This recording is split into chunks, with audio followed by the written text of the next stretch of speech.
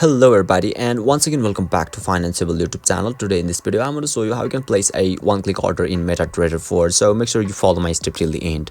First thing first, I assume that you have already downloaded the MetaTrader 4 app, and once you open it you'll be able to see the interface on in the screen where you can see lots of forex options to trade. So simply tap on any of the option and you'll be able to see the trade option at top on in the screen. So once you tap over there, you'll be able to see the instant executions on the screen. So this is actually a one-click order.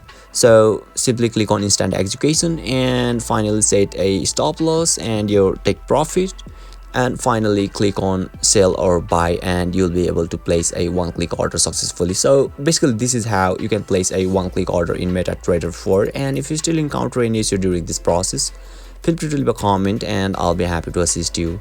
If you found this video helpful, please give it a thumbs up, and if you are new to this channel, make sure to hit the subscribe button and set the bell icon to on so that you can stay updated with our latest content. Thank you for watching and I'll see you next time.